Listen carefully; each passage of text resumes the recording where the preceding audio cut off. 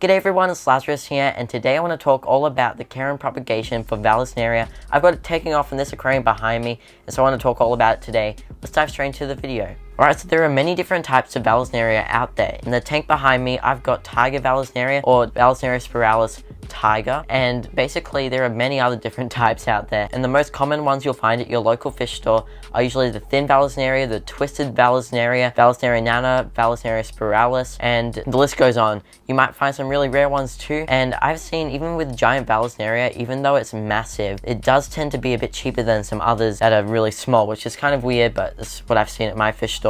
Now you can find wild Vallisneria all over the world. They come from all different sort of countries depending on the types. Here in Australia we have the Tiger Vallisneria, the one I have in here, and I'm not sure if it actually originates from here, but it is found in the wild, probably more from the warmer areas because this plant does like warmer water. There might even be some wild types of Vallisneria in your areas. When it comes to tank requirements and water chemistry for your plant, it's not really that fussy at all. It should do well in your beginner setup if you are a beginner.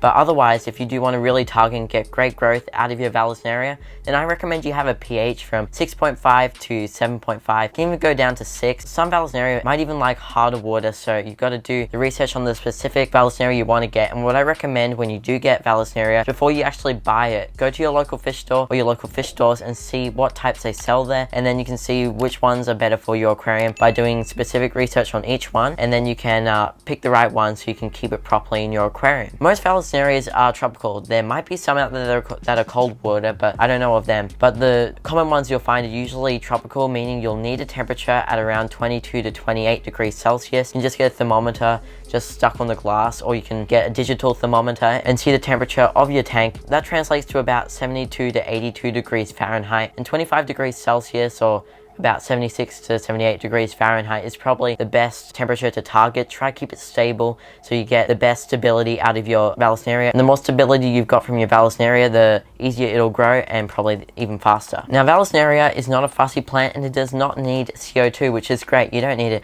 get all those expensive setups or go through the effort of making these DIY systems just to please one little plant. So they're great. They're such a great beginner plant. You don't need any high-tech stuff at all. You don't even need high lighting. They do great in low lighting. In fact, if you want the effect of Vallisneria to grow up to the surface of the tank and then kind of vine across, then you do want low lighting, because it's going to try reach for the light, and that way it's going to grow up and then start curving around, and you can have it drooping over the back of your aquarium, and that's what I've got going on in here. You can see right there we've got some drooping Vallisneria, and it just looks awesome. It creates a great effect. Now if you want to put fertilizers in your tank for even better success, which I do recommend, you don't need to worry about liquid fertilizers, which is great because they can be super expensive, especially the Seacom products, but you can just get root tabs. The reason why you want root tabs is because their roots are the ones that feed all the nutrients, and in this aquarium I'm just using API root tabs. In fact, I've only put them in once. That was about 6 months to a year ago I last put root tabs in, and it's just taking off at the moment. Now as far as substrates go for Vallisneria, it should be fine in any substrate really, but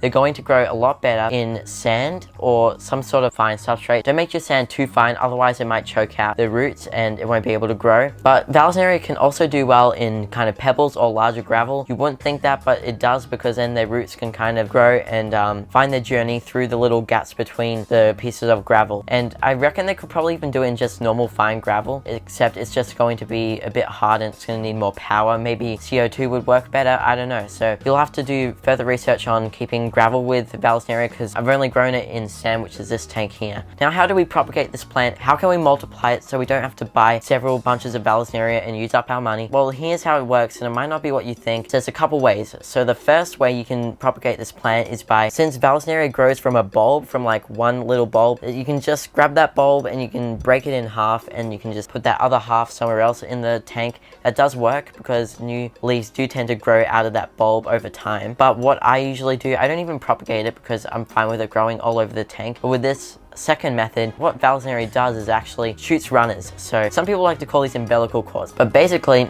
it's going to grow through the substrate. This is why you don't want too much of a coarse substrate, or a substrate that's not going to give it room for that umbilical cord to get through. Basically, let's just call it a runner. That runner will go through the tank, and then when it's happy, it's going to then create its own little bulb and start shooting roots, and then it's going to start making a whole new bunch of Vallisneria, free and easy. So then what you can do, if you don't like where it's growing, then you can always just take it out of the substrate, cut the umbilical cord or the runner, and you can just place it to wherever you want to place it. So it's a great little way that the Vallisneria does multiply, and so you'll just have this like whole array, like this web going across the aquarium if you just let it grow out. It's really cool. Now when it comes for the plant growing, what I've seen is that when you first introduce it into the tank, it can take up to 6 months for it to start taking off. It took a long time for it to start taking off in my aquarium, probably even a year, and after a year now it's just growing like crazy. I'm so happy with it. You do have to be patient with this plant though, but when it does grow too big, all you got to do is just trim that leaf. It does take quite a long time for it to actually start